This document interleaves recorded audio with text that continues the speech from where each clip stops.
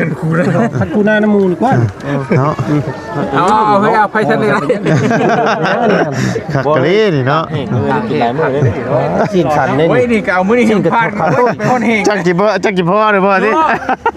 ลุงเฮิมนี่เป็นชื่อพักอยู่พี่น้องเราจะเห็นแบบสูตรของลุงเฮิม หน่อย แต่บอกว่า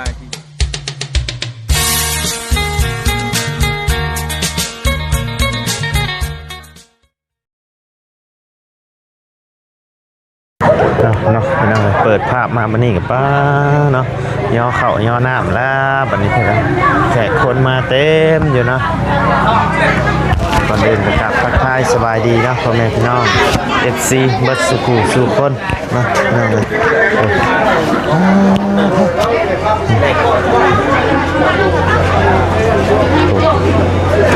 แขกหลายพี่น้องเลยโต๊ะยังว่างหลายอยู่เนาะแต่ว่าอาหารอย่างนี้ย่อเตรียมมาไว้ว่าแล้วแต่ยังบ่มีแขกคนเข้ามานั่งเนาะ อันนี้เฉพาะคนในบ้านเป็นสินะทั้งอื่นทั้งไกลยังบ่ทันได้มา อ้าวสบายดีเด้อเนาะโดย สบายดีเสียงเพลงขึ้นต่อไป เสียงเพลงก็มาวันนี้เนาะ ถ่านี่เด้อว่าแล้วกันเนาะถ่าแล้วถ่าอีกว่าแล้วบ่อีกก่อนคลิปนี่ก็ได้ ถ่ายยังนะ โอ้ถ่าหมู่คู่นี่แหละเบิ่งลุงกับด้านกล้องมีแต่บ่ต้นกับลุงเงินเฮิมนี่แหละจ้าตัดต้นตัดตั้งช่วยเขาเจ้ามื้อกี้แม่น เนาะ จ้าในนึงขอโทษขอไปได้หลายพี่น้องลบคลิปซ่าก็ได้ผมคงไปต้มมาบุ้ยไปซอยแล้วอ่ะ แม่นบ่ คอยรถ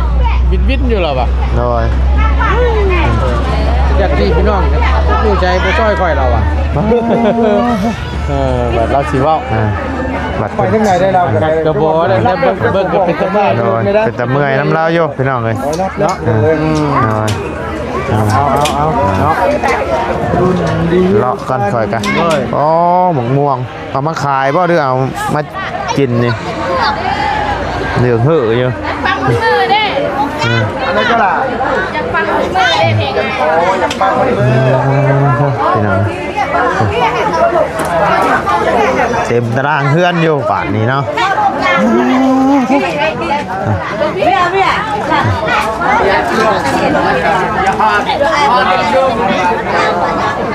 มาเบิ่งกับข้าวกับน้ำก่อนพี่น้องนะ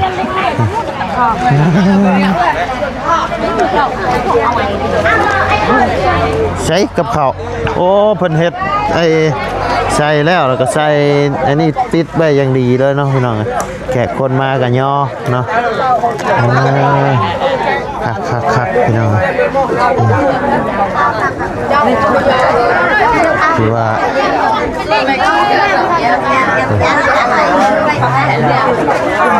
คนมาลายนะเริ่มมาทยอยมาละคนกับพี่น้องเลยแค่รักไปแค่รักไปเพื่อนไม่ได้ทำไป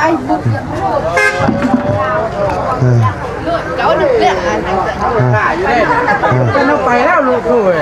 ยังนะ เอาบ่เป็นยังฉันบ่เป็นยังมีท่านอาหารลูกเห็นรถบ่ตาโอเคลู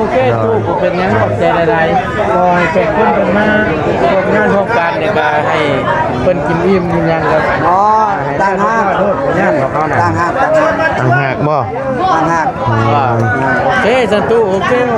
โอ้เพิ่นเฮ็ดเพิ่นย่อมาไว้เป็นโต๊ะไปเลยเนาะแขกคนมาก็เข้ามานั่งได้เลยเนาะใช่ป่ะบุญคงไปใช่ค่ะ เอาน้ำก้อนมันลง เอาน้ำก้อนมันลงโอ้โดยโอ้น้องปูนาก็มาแล้ววันนี้สบายดีเด้อน้องปูนาโดยใช่น้องชัยฮะ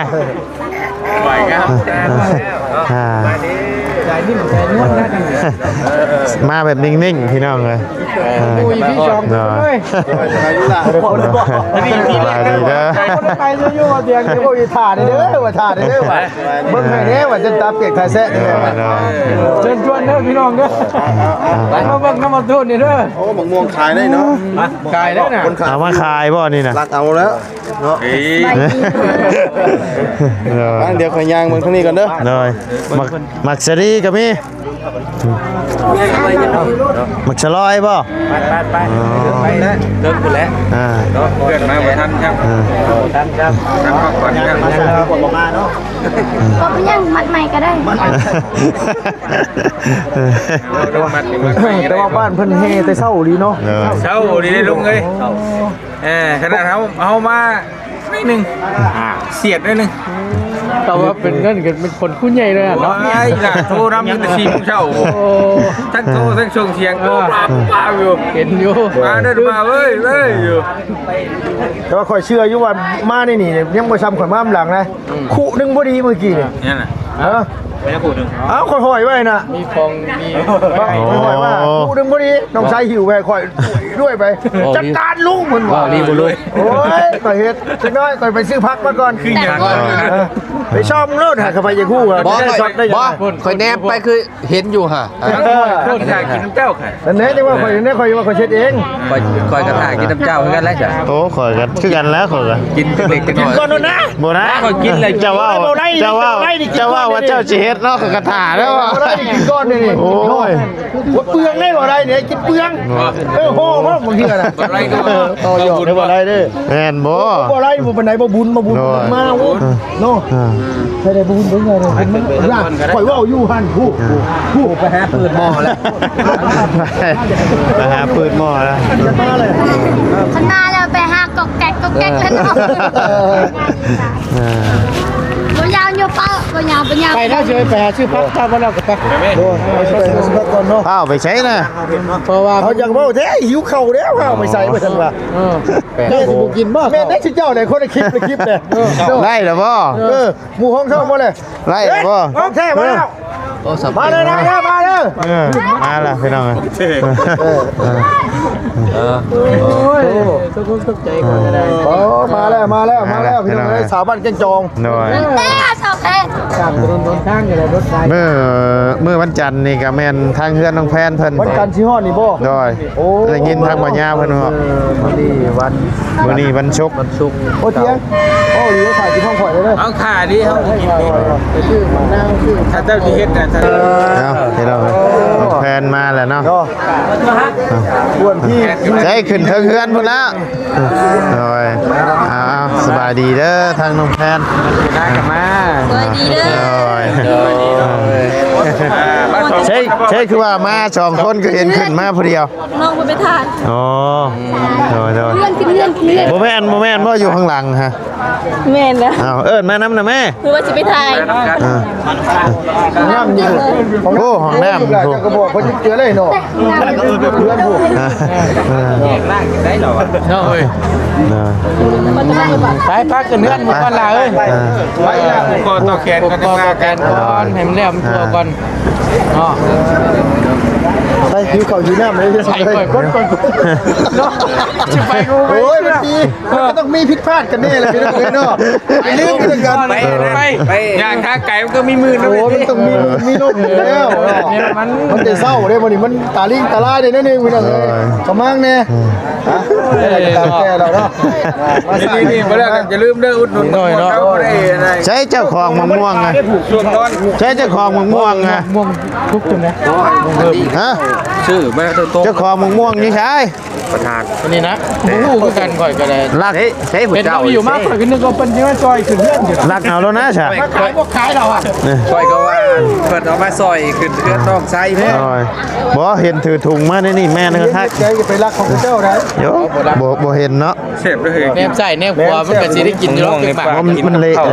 เลยตัวนี้ ผักแล้ว โอ้ยอย่าว่าเลยฉันสิได้มาเตียงกันมื้อนี้ลาบงัวไปสิบ้ากินงัว ว่าตามชื่อลุง ก็ว่าดิ ลาบกล้วยนะ มักม่วง คือสมมติว่าจะตายเขานั่นก็นั่นอยู่ที่ถ่ายกินเจ้านะพ่อไง โดยคอยจัดการให้คอยสิยุกเตาไว้พี่ได้มื้อนี้ มีแต่ว่าไปซื้อผัก เอาแบบพ่อไก่นะ ไปเดือนนี่ โอ้ยช่วงเวลาไม่อย่างไม่ก่อนพักกันแบบพักมีอยู่แต่ว่าถึงว่า ก็โบกูโลกหมดเลยเนาะ ว่าขอโทษน้ำเสียแทรกมาชีวิตไปโดดคลิปเด้ บ่พักแค่ใส่ชุบเป็นอย่างนี้ได้ยากเลยนะ เจ้าบ้านทุกชาติคือเดือดเด้อ ขึ้นไปยังนะไปขึ้นไปก่อนพี่น้อง ไปเทิงก่อนเด้อ ไปขึ้นหาน้องไซก่อนพี่น้องนะโดยสบายดีเด้อน้องดาวพี่น้องเลยเจ้าภาพบ่เห็นแล้ววันนี้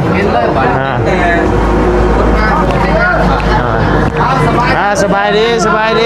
โดยกินกันจังหน่อยก่อนโดยแล้วพี่น้อง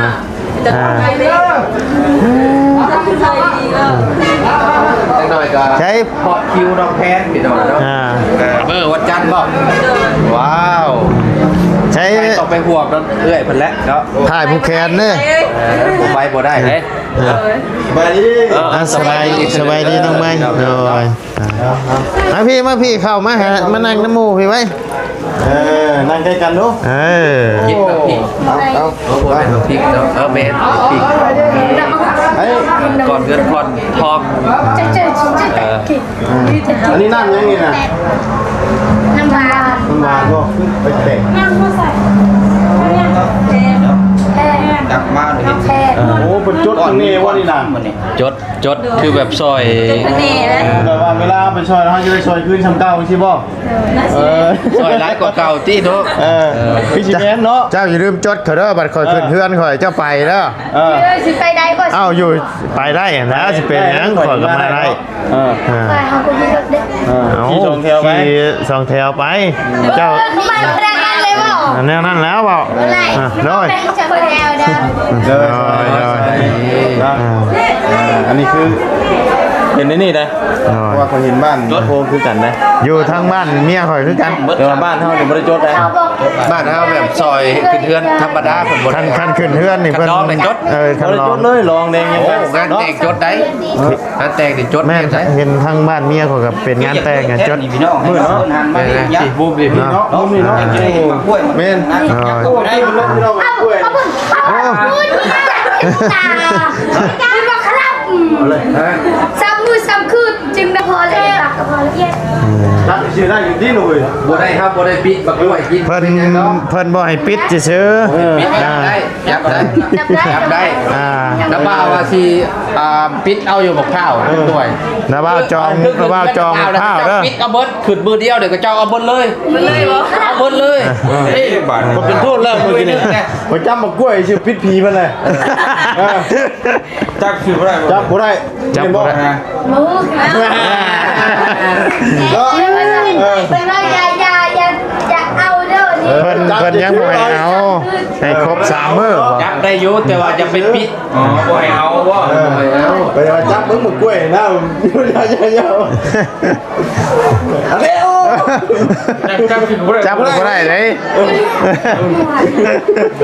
คุณทำโมดูบี ตามหมอดูมี พวกหาหมอดูพี่ เล่นไหวจำได้ จับได้ จำได้แต่อันนั้น หมวยปิดหมวย บ่ให้ปิดบ่ให้มันยัง เพิ่นยังบ่ให้เอา บ่ให้เอา แก้มือยังเอาได้ล่ะ ซ้ำมือ สามมื้อพอดีเลยชุบระเบามาพากินเบิดบาทเนี่ยเปล่า ป่วยกันมั้ย นักอีกเอาเครื่องมือเนาะ อ้าวลูกนี่ มีลุงเอาสบายดีเด้อสบายดี สบายเลย เอาขาดผู้หนึ่ง ครับให้น่ะ น้องน้ำอยู่ร่มบ่ น้องน้ำ เป็นลองทานกินข้าวแล้วอิ่มอยู่ อยู่กระท่อมน้อย จับกินน้อง ไปกินมาแล้วลง พักผ่อนลงแล้วว่าอยู่ที่นี่เนาะ อันนี้ห้องกับห้องแม่ก็ห้องห้องลูกชายอยู่ฝั่งนี้ นี่น้องสาว เราเล่น เป็นห้อง ไปใช้ สาว ดูห้องดู เราหับแขกอยู่ ห้องใกล้คันเมื่อเช้านี่บ่เป็นเฮ็ด คันบาทเดียวติตื่นเลยหรอกแล่นเลย นี่พ่อทันมาเดียวลูกเลย ชูเดือดเนาะ กันมาอยู่ค่ะ ไปเอาไป ของไม่ชอบนี่ เห็นอยู่ คันไหนบ่ เตะน้องกูน่าเฮ็ดเจ้ามาเอิ้นจัง ให้ ไอ้บ่มันสิบ่คลังบ่ ครับเนาะ เป็นหยัง หันรถพกเบ็ดพกไก่ย้อน นอน เด้อ อ่า พกเด้อตื่นเฮ็ดเวียกเด้อเด้อที่จะไก่ครับนอนรับ ใช้พาวเย็น3 บาทเด้อ ยังบ่คัน ตื่นเห็นเบี้ย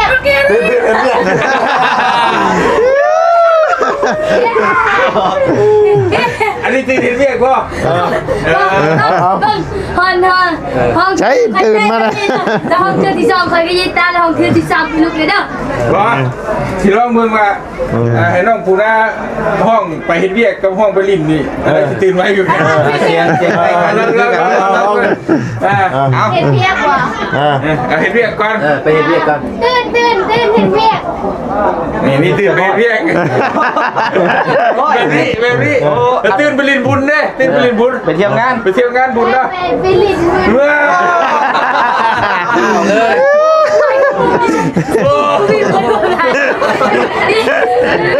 ไปเที่ยวกัน โอ้ย อันนี้เอาชีวิตจริงมาฉากเลยโทษดีลอยเนาะนี่คือความจริงเนาะตื่นไปเห็นเรียกกับขี้ข้าตื่นไปลินเอาไว้ ไป น่า อ๋ออาจารย์ต่อไปเบิร์ดแล้วแต่เบียงมันขันไง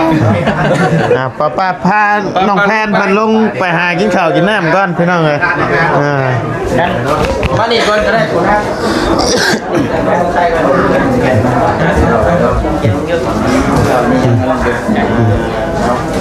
เอาไปก่อนเลยก่อน เย็นเมื่อคืนนี่ไปมาทำรอบพุ่นเดียว เอาพดใหม่บ่ พุ่นเดียว พดใหม่ได้ พุ่นรอบสอง โอ้ ปิ้นผ่านเลย เอา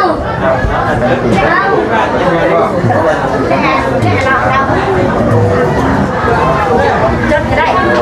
มาลอกกันก่อนมานี่ โหเพิ่นมาซอยเวียกซอยงานพี่น้องเอ้ยจดแต้มนี่เนาะ พอพวกกับไอ้พวก พอพ่วงไอ้พ่วง ไอ้พวกยังไง ซอยงานบ่ต้องซอยไม่เจอแล้วว่ะหลายคนเลยจนลืมเนาะใช่คนนั้นซอยที่นี่ซอยที่นั่นพวกไก่กล้องพวกป้อง ไอ้กล้องนะเว้ยพอป้องพอพวกไอ้พวก ตบป้อง ป้องหลายคน ร้านแกงทอด จดไว้เพื่อ ได้ชื่อลาไปช่วยเพื่อนๆนี่ก็จังสิซอยหน่อยคือได้เหมือนซอยลายเนาะ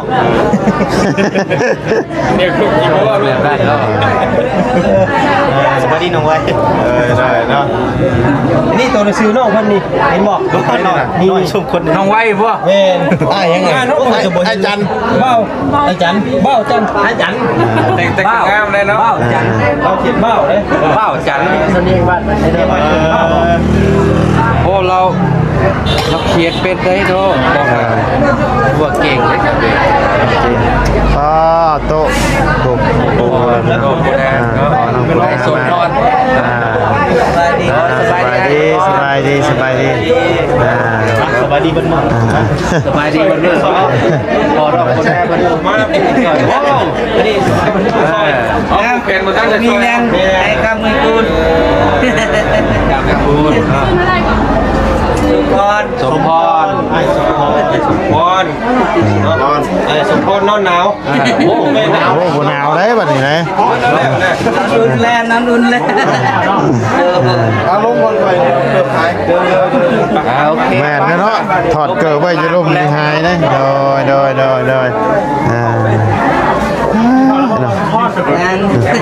ไปได้ยูทูบโดย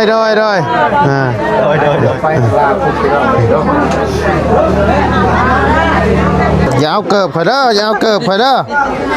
ใช้เกิบข่อยเด้อลงไปตะกี้ได้พี่ดอกอย่าเอาเกิบข่อยได้ จับเปล่า ไป อยก็ขี่บ่ได้ โดยพอลงมาบัดนี้เต็มแล้วตารางเฮือนพี่น้องเลยบัดนี้โดยเต็มตารางเฮือนบัดนี้มาบัดนี้ขึ้นไปแป๊บเดียวเนาะแขกคนเพิ่นมาเต็มละพี่น้องเลย อยู่กับท็อปด้วย ไป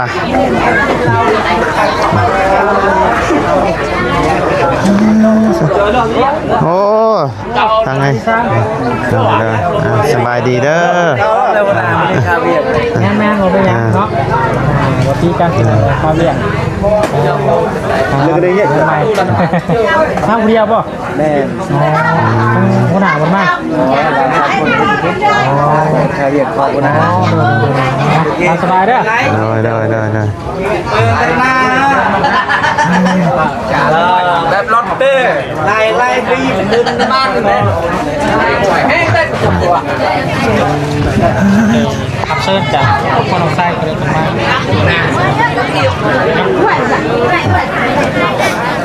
นั่งเตรียมข้าวเตรียมน้ำอยู่เนาะคนหนึ่งไว้แต่ว่านนี่ได้บาบุญเลยนี่ก็เห็นยังคอนกุ้มเฉยเนาะโอ้คักกะลีเอาเพราะว่าเพิ่นอัดสกอตเทป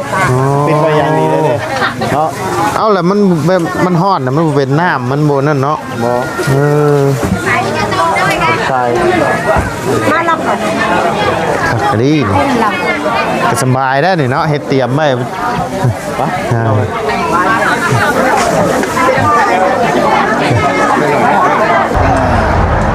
ยังนั่งเผ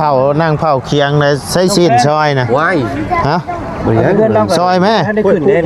ฮะน้องเพนเป็นน้องเพนนี่แม่วันจันทร์นี่ไหลเลยบ่เฉยกลับบ้านกับพ่อเนาะซีนี่มันทันได้จี้มึงจะแขวโยนี่พาเราปลาไปถึงโยมันแซ่บเนาะไปแล้วเฮ้ยจะรอมาทานเบิ่งมื้อนี้วันศุกร์เสาร์อาทิตย์โอ้จะอีก2มื้อพี่น้องเอ้ยเนาะ2มื้อก็อยู่ขึ้นแสดงความยินดีกับน้องเพิ่นก่อนเห็นบ่ได้ขึ้นนั่ง3สาว4สาวอ้าวครบเลยบาทนี่อยู่จังครบแห้งเลยมันก็บ่ได้ช็อตทีมนี่ชอบนี่ชีลุงหงนี่เนาะเนาะโอ้เราพังครับเราเห็นมาตรฐานนี่เมื่อนั้นเราญาติมันล่มแล้วตอกใช่ป่าวน้องแฟนนี่น้องแฟนญาตินะบุลงล็อกเป็นยังบ่เจ็บหรอกมีน้ำอยู่ตกน้ำอะไรตกไฟบ่ใหม่น้ำเปียกตกไฟจมอย่างเดียวบ่ไหลได้มันหนักเนาะแรงเลยก็คือไม่พูด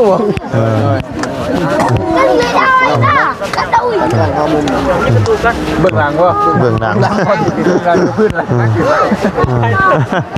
โอ้กำลังมากับมี่พี่น้องเลยเอามันจะพายุตั้งหลังว่าเนาะเย็นมากอย่างนี้ดิเย็นเพียง2 ชุด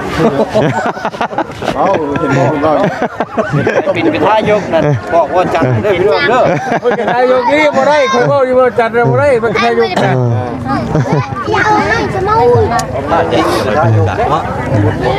โอ้คนย่อเข้าย่อน้ำมาเลยพี่น้องเลยแต่ว่าการนี้อยากมาตลกเครื่องกลางนะเสิร์ฟยังไงนะ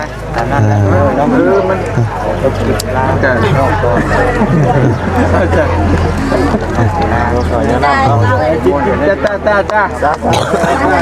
มันเชื่อได้แท้ว่าจ่าตำรวจได้เนาะตุ๊กตาจ่าหมดป่ะจ่าหมดมีจ่ามีดาบโดยจบแล้วปวดเใหญ่เลยเด้อเนาะเอาเด้อจะเอิญอะไรแล้วก็เฮิร์นเจ้าเอิญเบิดแล้วว่าปะเตียงข้าวปะเสียปะบุญเบิดเด้อปะบุญพันละวันปะนาสิงได้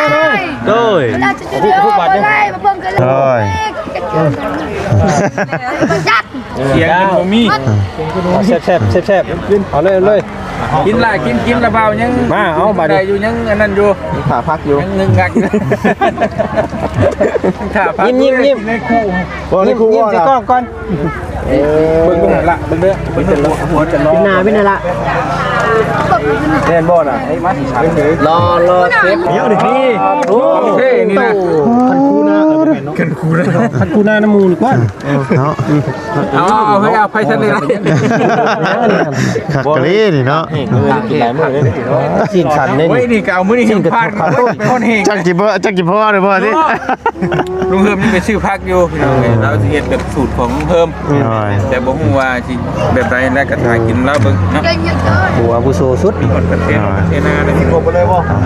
โอเคสนะพ่อแม่พี่น้องสำหรับคลิปนี้ก็ทางหมอไลก็จะได้ขอจบคลิปลงเพียงสำนี้กันเด้อพี่น้องเด้อคุณแขกคนมาเต็มละบัดนี้พี่น้องเลยคึกคืนดีเนาะโอเคเนาะพี่น้องสำหรับคลิปนี้ก็ล่ำลาแล้วพี่น้องไป